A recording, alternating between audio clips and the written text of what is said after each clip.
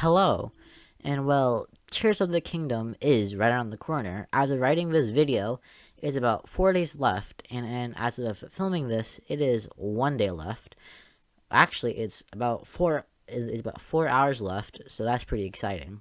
Now, the game is supposed to be much more darker than its previous game, Breath of the Wild, and well, I like to play dark games. I mean, like, just like Mario Kart. I mean, come on, getting hit by a red shell? Talk about darkness, am I right? I'm wrong. Now, this isn't the first time Zelda has dipped into getting dark. In fact, that was the whole reason Twilight Princess was made. Well, it's because of the backlash of Wind Waker's graphics. Wind Waker was criticized for its childlike graphics, and it seems like for that game, Nintendo really pushed aside their hardcore gamers. And how the game is still good, and just that people at the time just wanted more darker and mature Zelda. I'm guessing that for them it was probably just a phase. Now we all know is that A Wind Waker is a beautiful game and its graphics have aged like fine wine, and we also know is that A Wind Waker actually has a much more a darker story than we all thought, and it's just hidden by its child graphics. Besides that reason on why people did not like A Wind Waker, there was also another reason why. Now, you see, if this other game was not made, people would be all fine with the Wind Waker art style at the time, but this other Zelda game, which is the topic about this video today, is dark?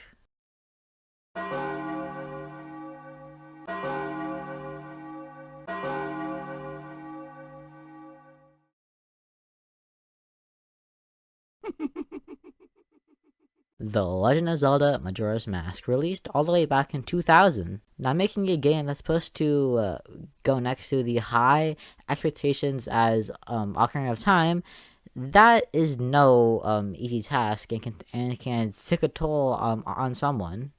In fact, some of the characters inside the game were inspired from some of the developers and their emotions and stress while making this game. For example, one of the carpenters holding wood like this can be heard saying for one of its many dialogues is, "Rats, I have to spend another all-nighter."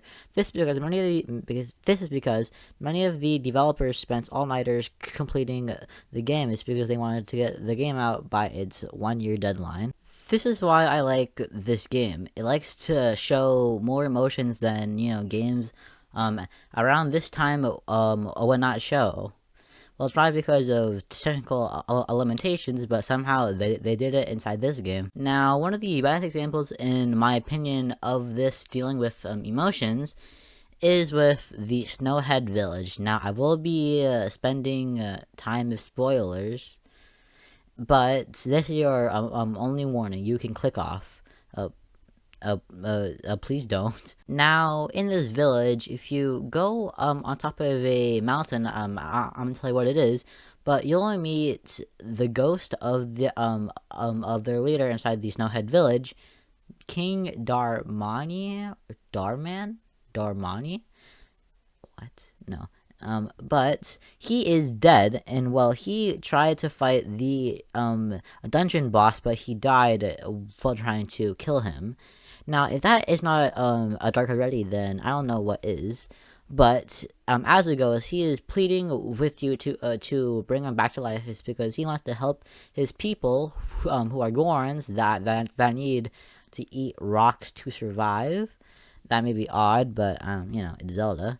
But they are freezing and starving. Because if you didn't know by the name Snowhead, they're in snow, and Gorons need to be inside heat. And because inside Ocarina of Time, they are located in Death Mountain, which is a hot area. Now, I see, if you play the Song of Healing in front of him, this will happen.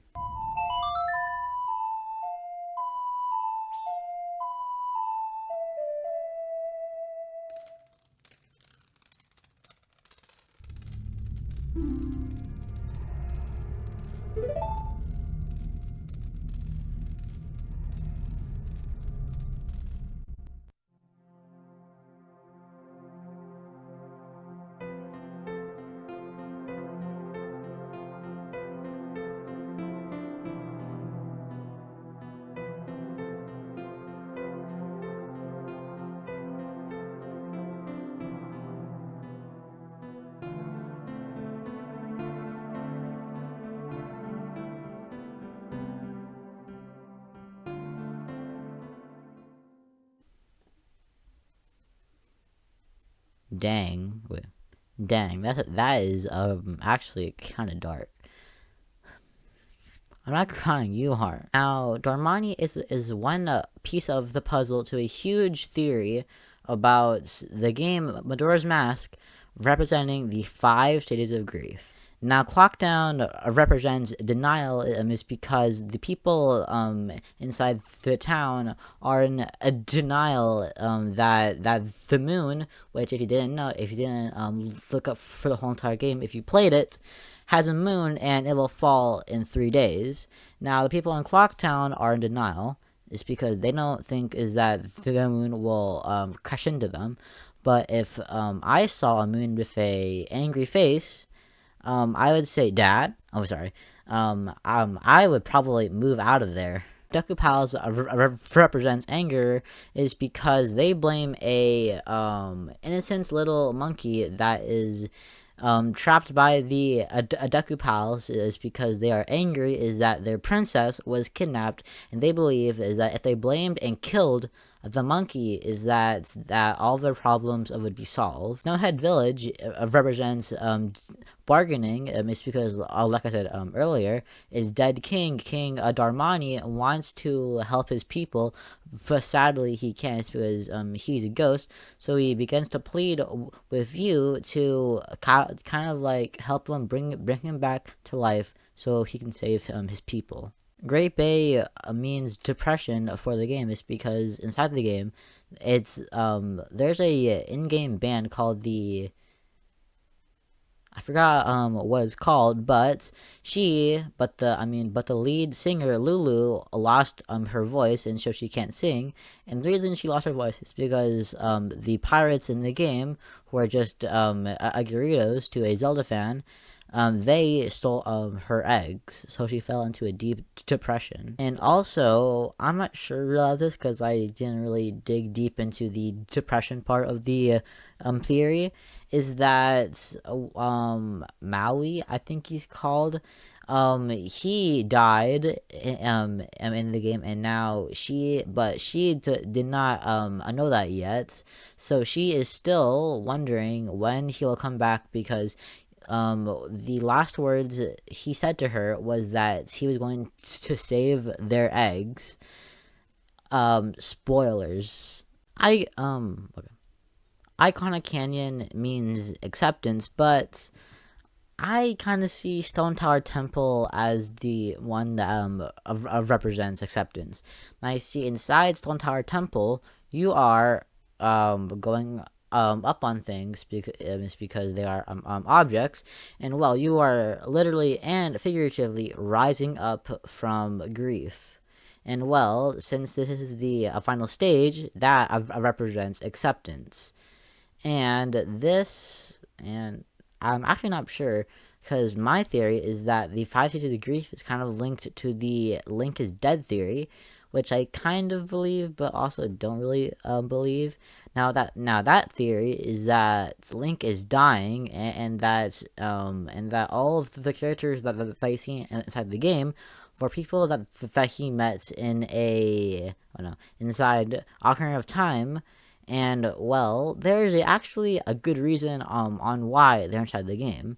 Now, since the game was made in 1 year, they could not spend time making new characters, or else that would push them past their 1 year deadline. So what they did is that they would just kind of take the models from Ocarina of Time and use them in the world Termina, which is where Majora's Mask takes place in. And well, the way they explain it is because Termina in game is a clone of Hyrule, or a copy of Hyrule. And I can see that it's official, so that basically ruins the A Link is Dead theory. But I still want to believe it anyways, right? Now that's one thing I liked about the game. Now there's something that I don't like about the game, and that is its 3-day time system. Now the clock in the end 64 one is a bit confusing. I mean, like, what is that? And now the other problem I have with this game is how after you get the Great Fairy and the ability, you have no idea what to do. They don't tell you what to do. Now, what you actually do is that you're gonna have to pop a balloon with the ability that you got by the Great Fairy, and since you're still a Deku scrub, also spoilers. Is that a spoiler? I'm not sure. Now, once that they all play hide and seek, and they have to tell you a code. And once you tell that code, which is randomized every single time you do the I think it's every cycle for the 3 days. Now after you do that, it goes into a pretty cool scene of events that I want you to experience. And also I didn't record it, so I can't really show you. But since I told you, you're welcome. But for people who played it once the game launched, you had no idea that you were supposed to do that. There's no kind of thing that's saying, hey, this is how I progress the story. And that's why I needed a guide for big parts of the game.